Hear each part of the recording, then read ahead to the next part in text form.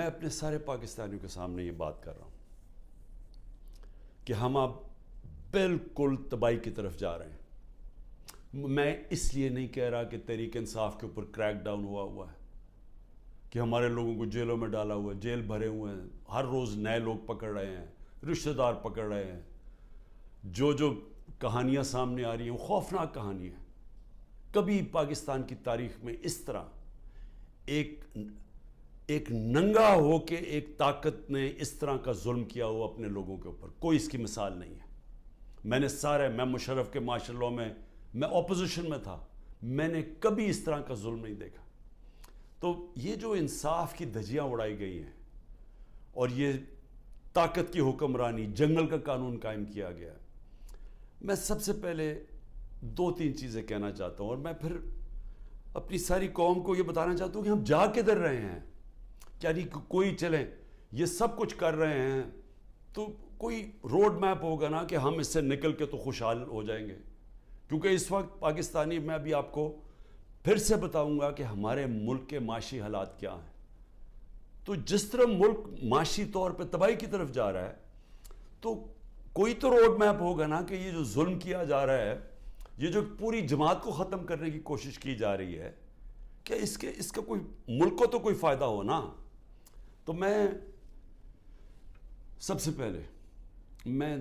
یہ چیزیں اس لیے کہنا چاہتا ہوں کہ میں یہ کبھی یہ سوچتا نہیں تھا کہ میرے ملک میں اس طرح کی چیزیں ہوں گی۔ جیسی بھی حکومتیں آئی ہیں، ایوب خان کا مارشل لاء آیا، ضیاء الحق کا آیا، سنا بڑا پیپلز پارٹی پہ سخت مارشل لاء تھا، لیکن جو پیپلز پارٹی کے معراج محمد خان تھے وہ مجھے بتاتے تھے،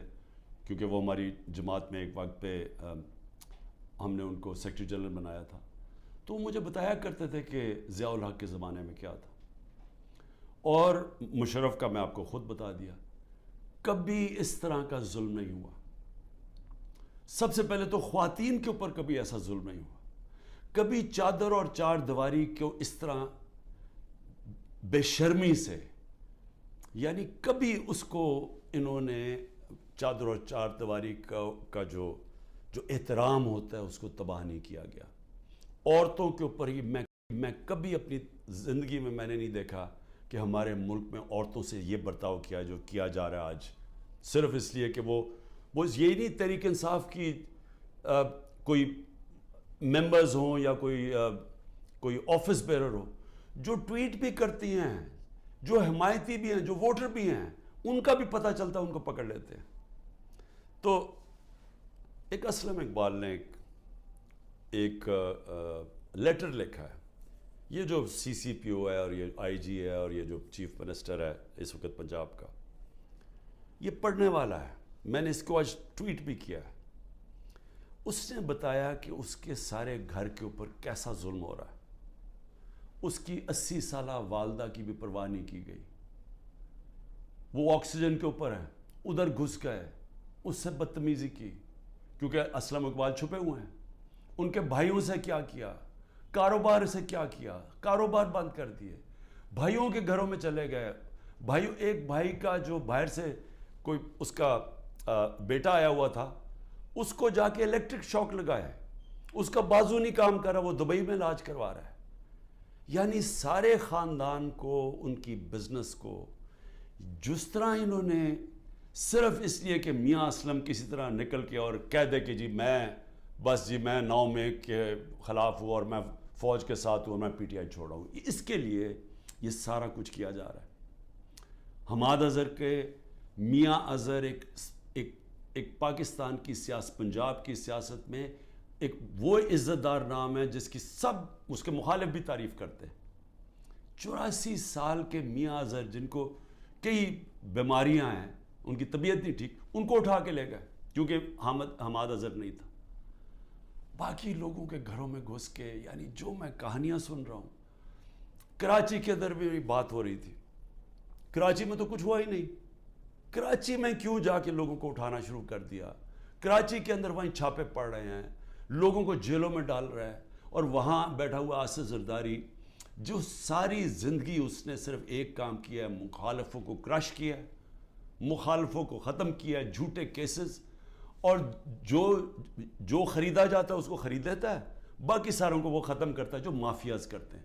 وہاں ظلم کیا جا رہا ہے, ہر ایک کے اوپر ایف آئی آر ہے, لوگ چھپے ہوئے ہیں, اور صرف ایک طریقہ کہ آپ جناب پارٹی چھوڑ دیں تب وہ ٹھیک ان کو نکل جاتے ہیں. یہ بھی سوچ لیں کہ آج ہمارے انصاف کے نظام, یعنی یہ کیسے کوئی اس طرح کہ آپ کے اوپر ہر قسم کا کیس ہے, دہشت گردی کا سب کیس لگا ہوا ہے, جیسے ہی آپ نے کہا میں پارٹی چھوڑا ہوں کیسز ختم. تو یہ کیا ہماری عدلیہ, ہماری لیگل کمیونٹی یہ نہیں دیکھ رہی کیا ہو رہا ہے؟ کیونکہ یہ تو سارے دنیا میں کسی بھی قانون یہ اجازت نہیں دیتا. تو اس کے علاوہ ان کے علاوہ میں صرف یہ بتانا چاہتا ہوں کہ کراچی کے اندر جس طرح لوگوں کو انہوں نے جیلوں میں ڈالا ہوا ہے, اور جو مجھے سب سے زیادہ تکلیف ہے کہ جو ہمارے لوگوں کو, اگر جیل کے اندر جگہ 20 لوگوں کی ہے تو وہاں 60 لوگ بھرے ہوئے ہیں, وہ سو بھی نہیں سکتے, کئیوں کو کھڑا ہونا پڑتا ہے, کوئی سوتے ہیں, کھانا نہیں صحیح دیتے, کئیوں نے جس طرح کا کھانا دیا وہ لوگ کھانا نہیں کھا سکتے, کئیوں کے پیٹ خراب ہو گئے ہیں. یعنی ان کنڈیشنز کے اندر سیاسی ورکرز کو رکھا ہوا ہے, جو سب سے شرمناک بات ہے, کیونکہ کوئی مجرم نہیں ہے. یہاں اتنے بڑے مجرم جنہوں نے اربوں روپے کا اس ملک کو نقصان کر کے پھر منی لانڈرنگ کر کے ملک سے پیسہ باہر بھیجا ہوا ہے, کیا ان کی ایسی ٹریٹمنٹ کسی کی تھی؟ کیسز تو پرانے بنے ہوئے تھے, کیا کسی کو ایسے رکھا گیا تھا؟ تو یہ سارا پلان بنا ہوا ہے صرف ایک پارٹی کو ختم کرنے کے لیے. تو یہ پارٹی کو ختم کرتے کرتے کیا یہ جو اس وقت طاقت میں بیٹھے ہوئے ہیں ان کو اندازہ ہے کہ یہ پاکستان سے کیا کر رہے ہیں؟ کیونکہ ملک, دنیا میں ملک کھڑا ہوتا ہے رول آف لاء پہ.